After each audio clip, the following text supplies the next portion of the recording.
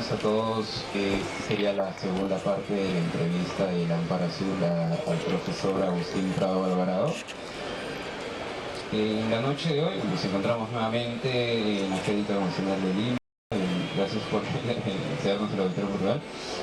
Vamos a comenzar con dos preguntas que van a girar en torno a la influencia, o mejor dicho, la participación en la tradición hispana en la formación del profesor Agustín Prado.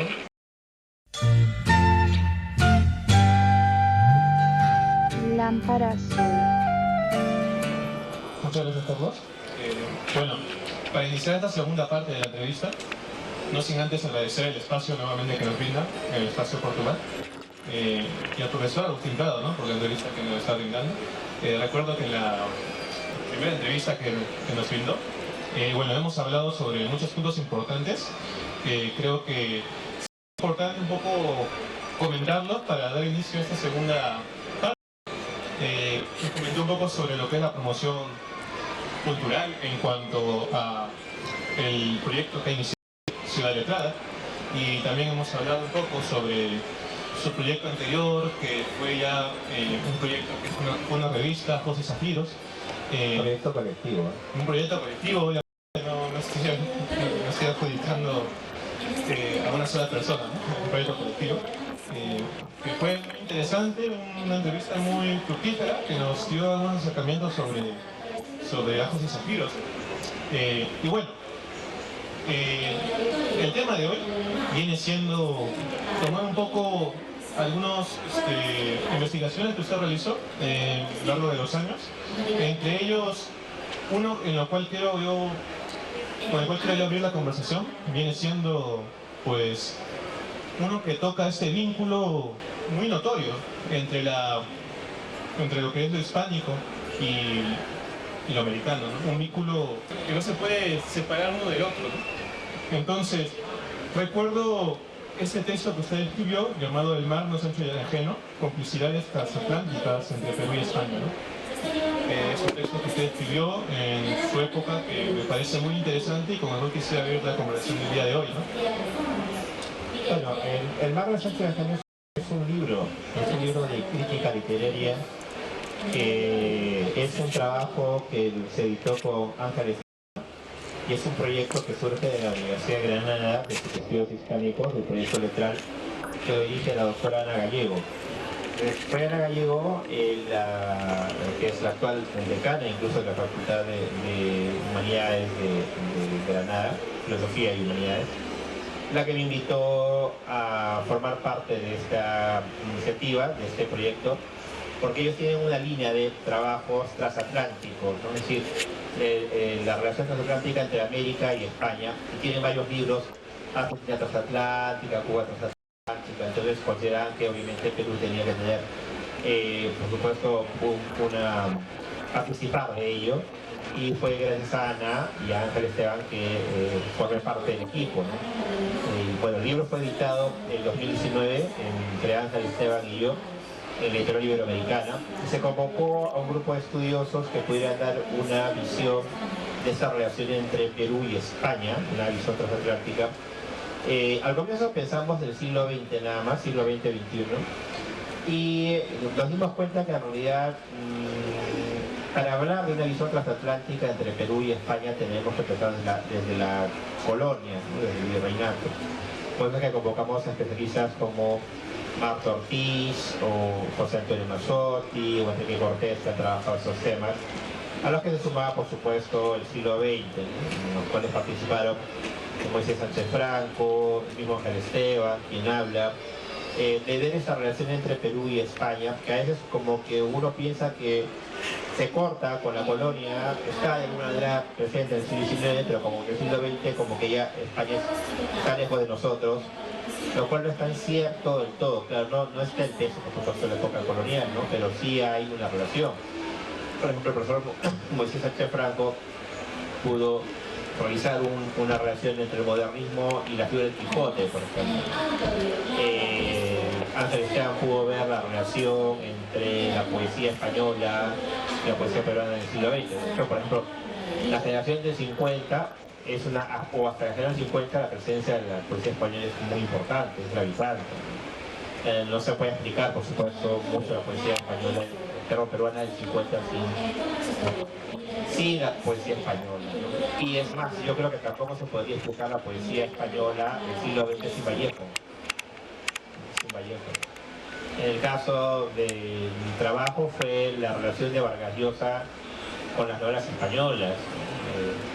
Claro, Reyes es un admirador de Faulkner, de Flaubert, ¿no? Prácticamente parecía que el español no es algo, pero sí la ha tenido en cuenta, él la ha reseñado, y eso que yo revisé, ¿no? O sea, él ha reseñado novelas como Últimas tardes con Teresa, ha reseñado los libros de autores como Juan Goytisolo, y bueno, incluso está al tanto de algunos libros actuales, ¿no? Por ejemplo, una novela tan importante como Patria de Fernando Aramburu, una novela que ha tenido mucha repercusión en los últimos años, fue reseñada por él, ¿no? Aparte de otros autores como Javier Cercas, la amistad que tuvo con Luis Martín Santos, por ejemplo, también, ¿no? Que es de rescatar. Y eso es lo que nos interesaba. Claro. Bueno, yo hice esta pregunta en primer lugar porque me acordé de este evento que ha tenido hace poquito, el cual usted comentó un libro de un autor, el ganador del premio Copé de este año, ¿no? En el cual, bueno, ¿qué está? ¿No? El Resplandor de la Serpiente, de José Luis Villanueva Vittorio, ¿no? Y evidentemente aquí el propio nombre lo dice, proviene de Tupac Amaru II, ¿no? Y desde aquí ya vemos de alguna manera vemos este vínculo que se puede encontrar, obviamente si quiere, ¿no? Entre lo que es un acercamiento entre la literatura peruana y pues España. El vínculo no se extingue y nos sigue dando obras en la actualidad que son muy enriquecedoras, ¿no? Sobre el tema. Sí, bueno, de hecho el vínculo no se extingue porque la relación entre España y Perú es un vínculo bastante fuerte. Lo que pasa es que un poco como que hemos creído que la poesía hispanoamericana, a partir del modernismo, como que no le debe nada a España, ¿no? Hay un poco esa idea de que como que Rubén Darío es el Simón Bolívar de la literatura, ¿no?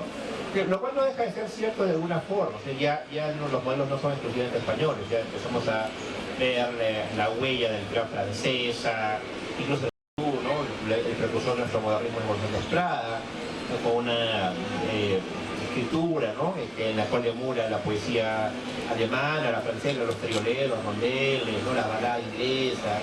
Entonces, sí, en ese sentido como que ya España estaba un poco pues distante, ya nos hemos independizado, lo cual alguna vez Carlos Fuentes me dijo, no, bueno, no existen las independencias en la literatura, ¿no? Ya, lo mismo podríamos decir el día de hoy, ¿no? O sea, así como Rubén Darío influye en el 98, también podemos ver otros influencias, ¿no? El boom siempre es importante, ¿no? O sea, todo lo que es el boom y lo que es anterior al boom, ¿no? Para la literatura española es gravitante, es decir, se puede ver y rastrear justamente esas influencias de estos escritores, ¿no? Que es un trabajo que ha realizado muy bien, por ejemplo, Pablo Sánchez, ¿no? Que ha visto ese tipo, digamos, de vinculación entre el boom y España, ¿no? Y yo creo que, si bien es cierto, nosotros tal vez tenemos una mirada en el siglo XX, en el siglo XXI todavía heredada de la influencia norteamericana o literatura anglosajona, de todas maneras hay una relación con la cultura española, ¿no? De una u otra manera.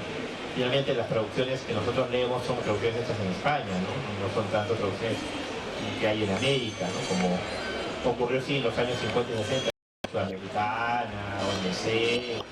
Entonces eso hay que tenerlo en cuenta, ¿no?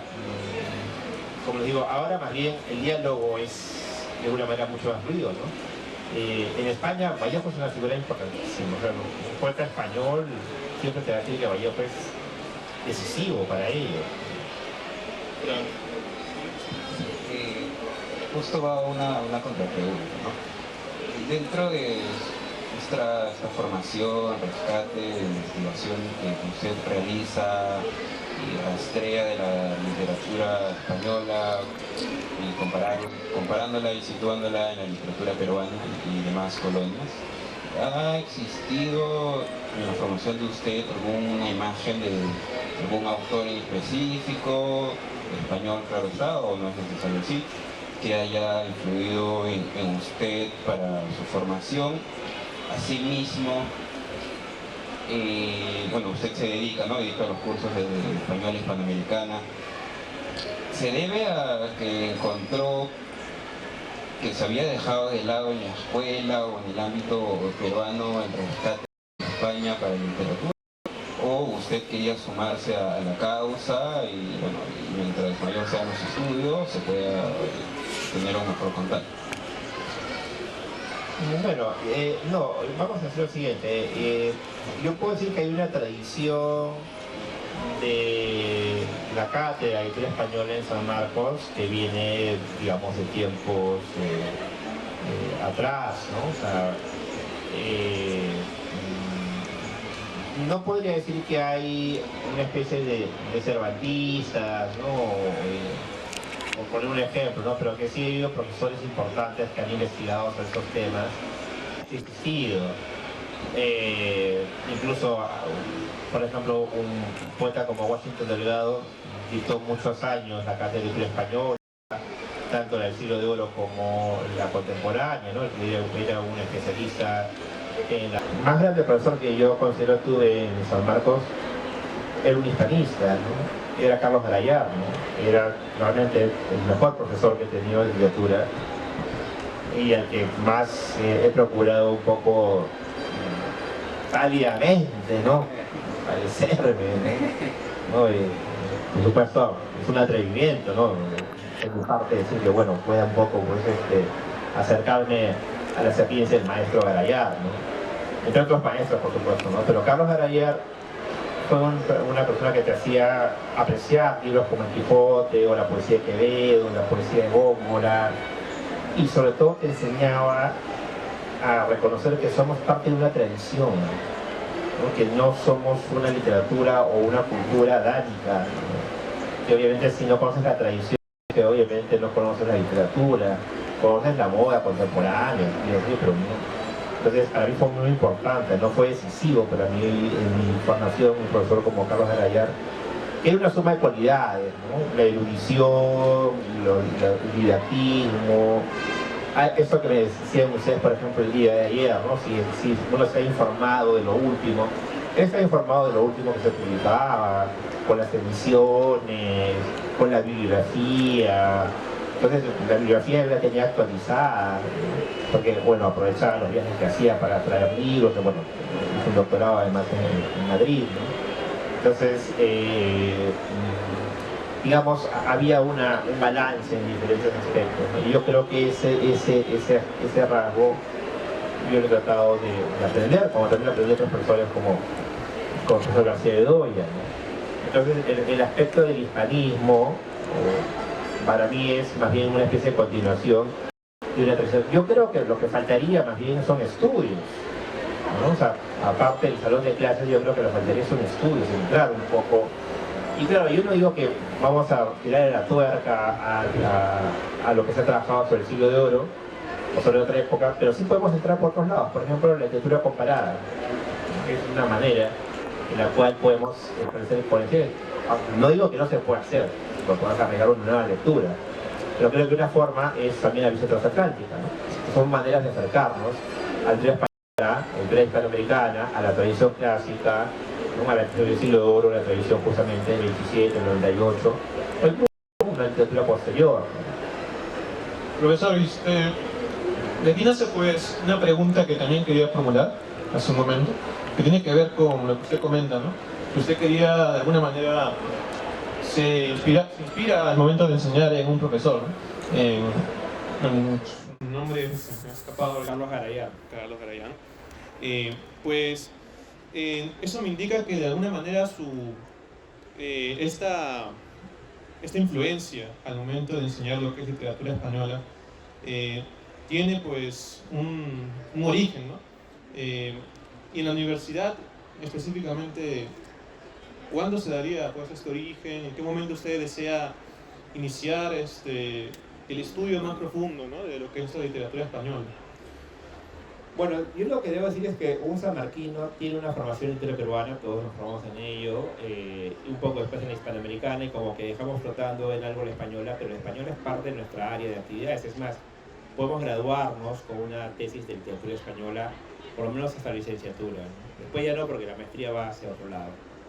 Entonces, claro, Carlos Garayar es el profesor que yo más he admirado, pero obviamente no es el único, ¿no? O sea, yo también debo reconocer a otros maestros, ¿no? A los cuales también he aprendido de ellos, ¿no? Con el profesor Carlos García Bedoya, que he mencionado, como el profesor Manuel Larrú, ¿no? Que, digamos, tiene esa mirada del mundo andino, pero lo conecta muy bien con el mundo hispánico, ¿no? Con la tradición occidental, ¿no?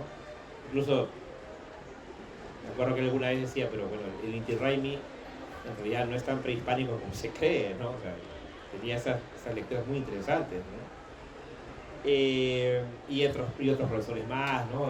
Marco Amargos, en fin. Entonces, lo que yo quiero decir es que la literatura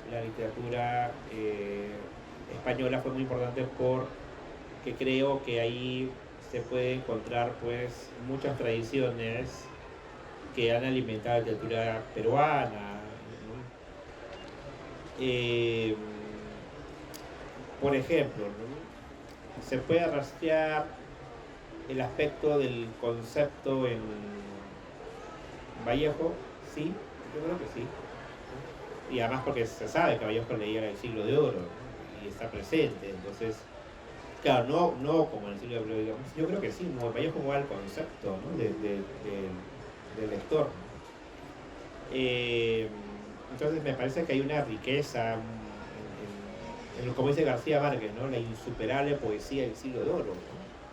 Entonces, está presente en muchos autores, ¿no? Hay que tenerlo presente. Y yo creo que eso se puede apreciar a partir de que uno investiga, lee, obviamente trabaja el Siglo de Oro, que bueno, es un territorio muy vasto, ¿no? Con ciertos hitos que uno tiene que ver.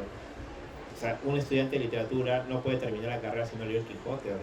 Realmente sería bastante...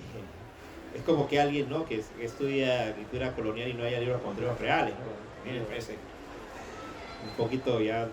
o que lea poesía peruana y no estudies a Vallejo, ¿no? Perdón, pues, que faltas graves, ¿no? Hay un momento así en específico donde usted puede decir que dijo, o sea, a sí mismo, ¿no? Que yo, en esto, ahora mismo, quiero especializarme en esto. Sí, de hecho que sí, ¿no? O sea, yo he decidido ello, bueno, por diversos factores, ¿no? Yo me gradué con una tesis sobre un autor contemporáneo español, que era Arturo Pérez Reverte, y quise trabajar lo que era el policial y la novela folletín en un honor específico. Bueno, después me fui a España, regresé, bueno, por cuestiones de la vida entré a enseñar a San Marcos, y le pedí al profesor García, que era jefe de departamento en aquella época, si se podía abrir un curso de española contemporánea posterior a la generación del 27. Y bueno, el profesor García, que siempre ha tenido pues, una mente muy abierta para continuar las líneas, yo creo que sí. Entonces se creó un curso de española A, que yo podía trabajar el tema que quisiera, y bueno, trabajé lo que era la narrativa posterior a la Guerra Civil, ¿no? Que empezábamos leyendo de alguna manera Cela y terminamos leyendo Corazón tan Blanco de Javier Marías. Y bueno, claro, yo por mi gusto personal pues fui acumulando bibliografía a lo largo de los años. Uno arma su biblioteca no en un año, son años. Cuando uno arma una biblioteca son años de buscar libros en libros de viejo, ¿no? Yo a veces digo, más que jactarme de tener el último anagrama, podría jactarme de tener una edición de viejo que yo quería conseguir, ¿no? Por decir, sería decir que bueno, yo tengo el privilegio de tener una edición de Castalia, de la poesía completa de García de la Vega, ¿no? Con anotaciones, ¿no? Un poquito por decir de ello, ¿no? Comprando un libro viejo, ¿no? ¿Sí? ¿Quieres decir algo? Bueno, entonces yo continúo porque sí, ¿no? Evidentemente a todos nos llega ese momento, ¿no? Donde a mí no sé si todavía me ha llegado, pero sé que en algún momento va a llegar, el momento en el que diga, bueno, mi especialización en esto quiero dedicarme específicamente en el campo literario. Pero bueno, en cuanto a lo español, estas conexiones transatlánticas, me parece interesante tocar un tema en específico que usted ya mencionó al inicio. Tiene que ver con esta idea de hablar de un poco de Vargas Llosa. Creo que en sus trabajos que usted ha realizado a lo largo de estos años, ya hemos rastreado desde el año 2000, 2002 aproximadamente, hemos empezado a ver una notable cantidad, también evidentemente de trabajos sobre España, pero también muchos trabajos sobre Vargas Llosa, ¿no? ¿Nos puede comentar un poco al respecto? Claro, o sea, Vargas Llosa fue decisivo para mí como lector, ¿no? Y también como investigador de esos temas, ¿no? Un poco porque un libro que me cambia la vida fue Conversación en la Catedral, ¿no? O sea, fue un libro que me pareció, pero impresionante, un libro que lo leí en la universidad. Y había leído Las y los perros y me pareció estupendo. Pero Conversación en la Catedral me pareció, digamos, un libro estupendo por los diversos niveles arquitectónicos, ¿no? Que ya se han estudiado, estudiosos como José Miguel Oviedo o Efraín Cristal, ahora, ¿no? Que considero que es el mayor especialista en Vargas Llosa, después de Oviedo, ¿no? O ahora que Oviedo no está, ¿no? Y bueno, en el Perú creo que es Carlos Arayán, ¿no? Que también él es estudioso de Vargas Llosa, ¿no? Entonces tenía muchas afinidades, y además un estudioso de Borges también, ¿no? Y un estudioso de historia griega, ¿no? Esos son aspectos que yo admiraba en Carlos Arayán, no solamente su sapiencia en el siglo de oro, sino también su sapiencia en otros temas, y su sapiencia en temas que a veces pareciera no son parte de la literatura, como sabe de economía, sabe de la bolsa, ¿no? Una figura, un personaje. Bueno, fue por la catedral lo que me llevó a leer más libros, y lo que ya decidió para mí estudiar a Vargas Llosa fue La Guerra del Fin del Mundo, ¿no? Que me parecía un libro sobresaliente realmente, ¿no? Una novela magnífica de principio a fin, ¿no? Entonces, un par de novelas, que son dos obras maestras, capaz de medirse con cualquier novela importante del siglo XX. Justo, bueno, íbamos a rescatar esa pregunta acerca de la labor histórica que tienen los narradores. Justo hemos salido, ¿no?, de la novela ganadora del COPES histórica, y habíamos conversado un poco de ello. Ahí va dirigida mi pregunta. Usted, desde su lectura, ¿cómo considera que debería de formarse, o mejor dicho, se forma el narrador al momento de construir una novela histórica? Porque, bueno, uno, hay que tener ese conocimiento bibliográfico amplio de todo lo que ha sucedido, y ello conlleva una labor crítica. Y dos, está el hecho ya literario, por así decirlo, de la construcción. Entonces, Vargas Llosa, comparándolo con otros narradores de literatura histórica, novela histórica, ¿usted, uno, a quién podría comparar en el Perú, ¿no?, junto con Vargas Llosa, y dos, junto con sus iguales, sus pares, podría rastrear alguna similitud en el momento de la construcción? Bueno, la figura de Vargas Llosa es prácticamente singular en algún momento, ¿no? O sea, no es que antes no hayan existido narradores importantes, ¿no? Pero de la dimensión de él, yo considero que es prácticamente una figura bastante peculiar en su momento, sobre todo porque él, a una temprana edad, o sea, casi a los 23 años, escribe Las y los perros, ¿no? O sea, como dice García Márquez, Vargas Llosa nació escribiendo, nosotros tuvimos que aprender a escribir, ¿no? Entonces, que tu primera novela sea Las y los perros, que para muchos es la primera novela moderna, bueno, estás hablando de una situación muy única, ¿no? ¿Okay? O sea, la primera novela de Arguedas es Yaguarfiesta, que es importante, ¿no? Pero digamos, no tiene todavía pues esa, ¿no? o incluso otros autores, ¿no? Entonces yo creo que el caso de Vargas Llosa, él asimila muy rápido las técnicas, ¿no? Y lo importante es que él las asimila y y crea su propia poética, ¿no? O sea, La Casa Verde, pues, de que es Faulkner, pero yo creo que él sí le gira la tuerca a lo que hace Faulkner. Y eso ya es mucho. Y por otro lado, yo creo que Vargas Llosa, el tema histórico no es singular. O sea, de las casi 20 novelas que él ha escrito, por lo menos 5 son históricas. O sea, dentro del corpus novelístico, la novela histórica es recurrente, ¿no? Que empieza en lo que sería su tercera etapa, que es a partir de los años 80, ¿no? Donde él ya dosifica sus técnicas, explora otros temas. Uno de ellos es el tema histórico, que empieza con la guerra del fin del mundo y que lo vemos después, ¿no? Va a continuar con la fiesta del chivo,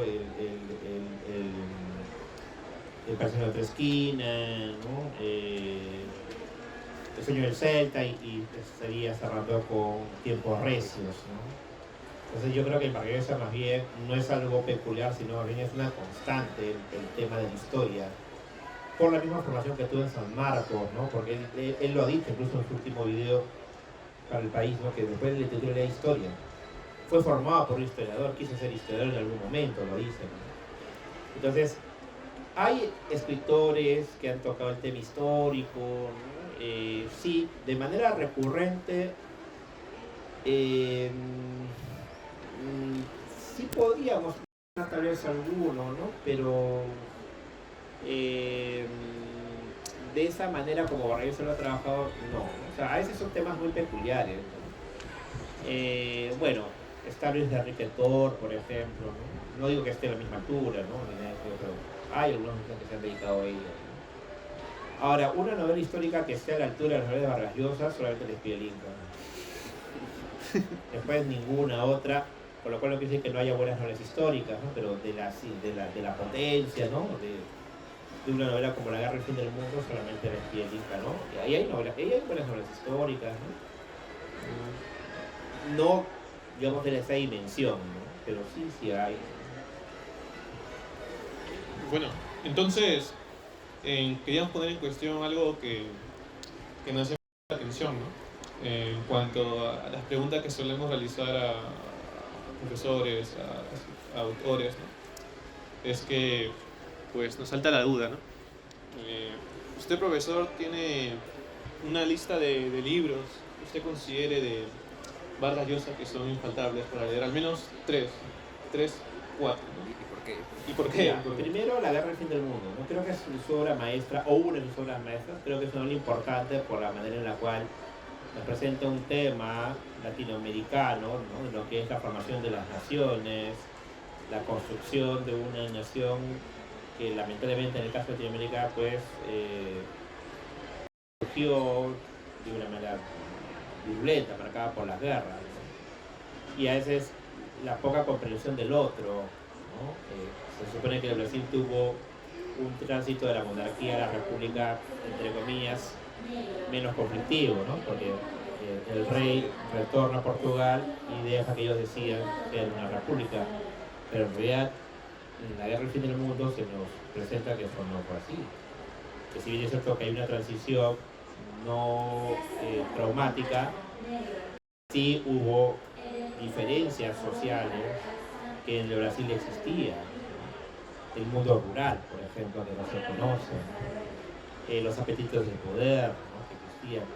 Y además, porque La Guerra del Fin del Mundo es una novela que tiene muchos niveles de excelencia artística, narrativamente hablando. La galería de personajes que ofrece son increíbles.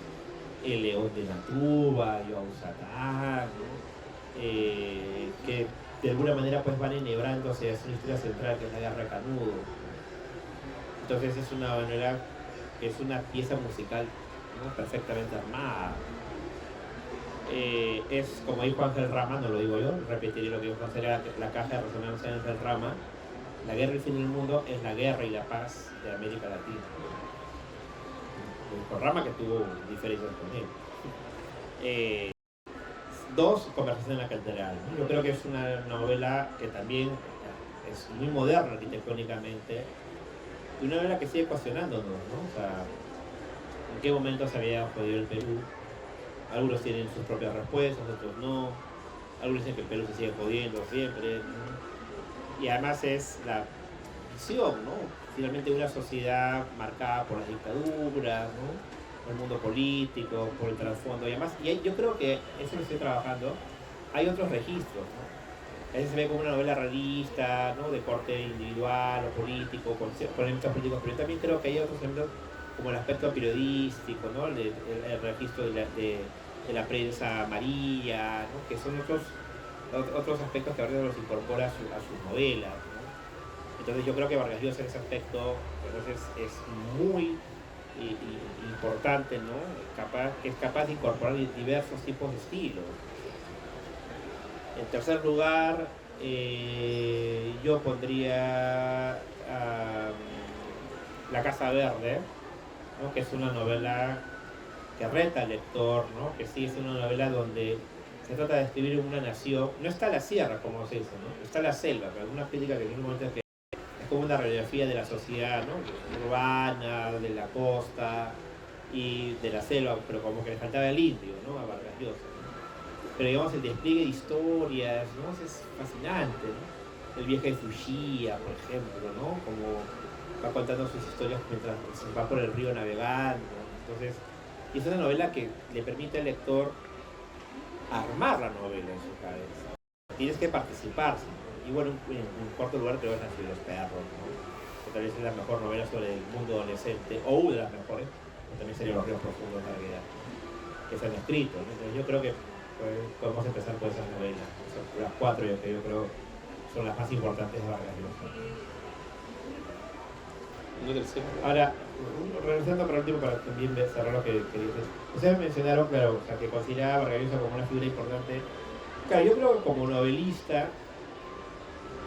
yo creo que es un centro compartido el que tiene, ¿no? Es decir, yo creo que Vargas Llosa es el novelista más importante del siglo XX, que también es un centro que lo comparte con José María Argueda, ¿no? Y además a mí me parece un poco errado hacer el enfrentamiento entre ellos. Es una visión muy errada, porque no debemos enfrentar a Vargas Llosa con Arguedas. Yo creo que más bien debemos verlos como dos formas de mirar al Perú, con dos realidades distintas, con dos enfoques, porque por ejemplo, claro, se habla del mundo andino, que es importante, que lo es, lo ha dicho el profesor Marco Martos, ¿no? El Ande está en nosotros, ¿no? Él ha recogido la idea de nosotros somos extremo occidente, tenemos marcado por lo andino, pero por ejemplo en Arguedas, que se dice que Vargas Llosa no entiende el mundo andino, bueno, ahí se puede polemizar, pero Arguedas no está el mundo amazónico, y Vargas Llosa sí. Entonces, esa mirada de enfrentarlos es equivocada para mí, es totalmente equivocada.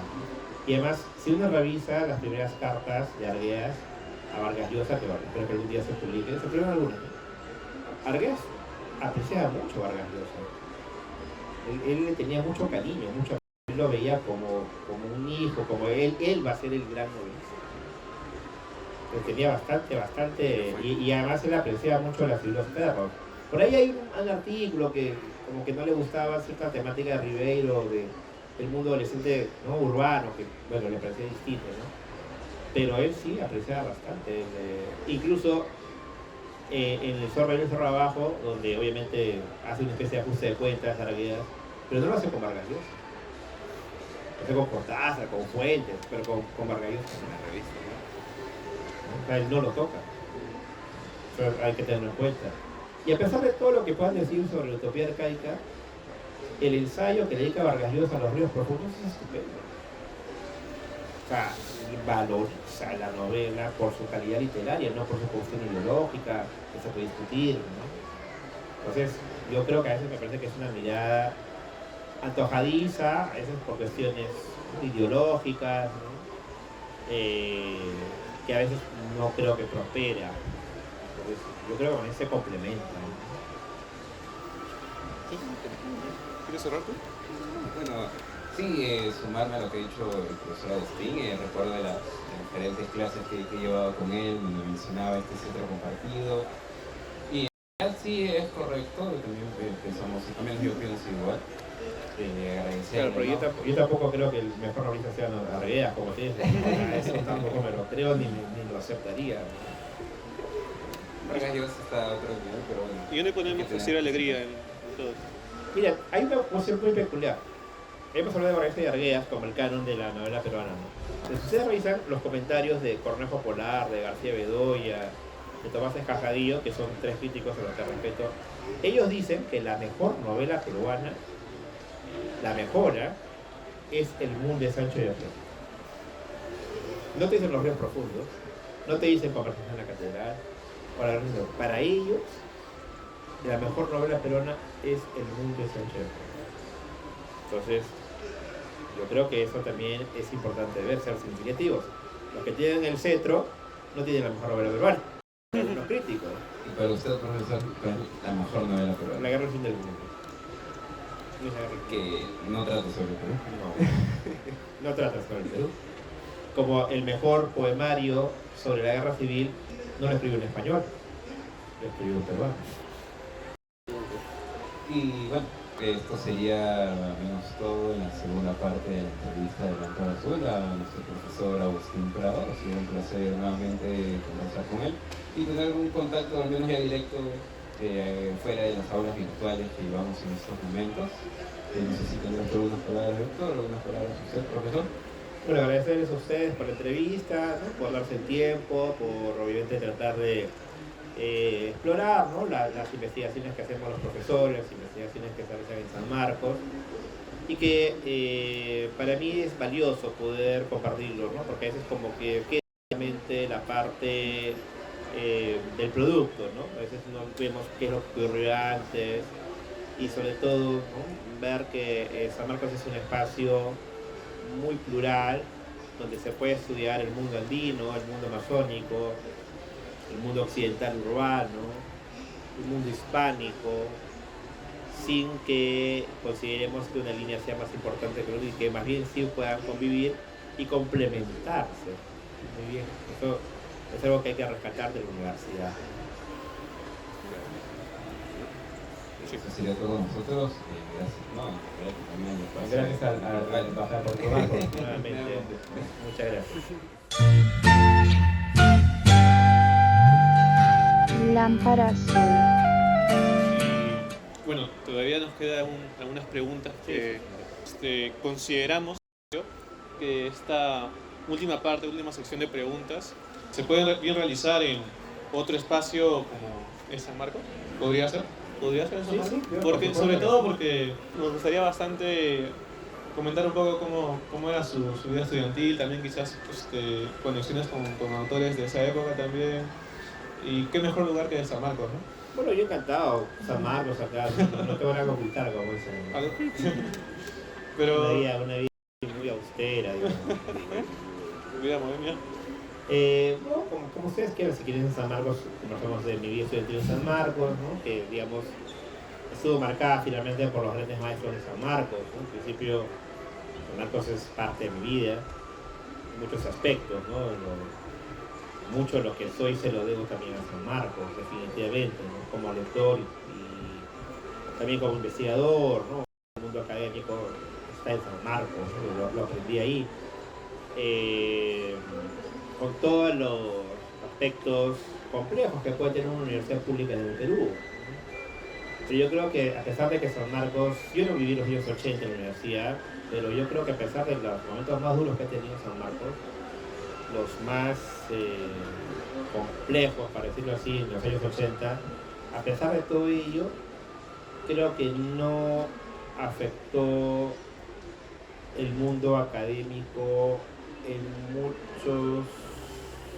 muchas facultades, ¿no? Que aún se mantuvo, a pesar de que hubo, por supuesto, muchos profesores que se fueron, a pesar de la presencia de Sendero, creo que la calidad en ciertas facultades aún se mantuvo. Recordemos que en los años 80 enseñaba en San Marcos Antonio Cornejo Polar, entre otros maestros. Bueno, ese tema muy interesante, temas muy interesantes que se pueden tocar, se abordarán en una tercera parte, ¿no?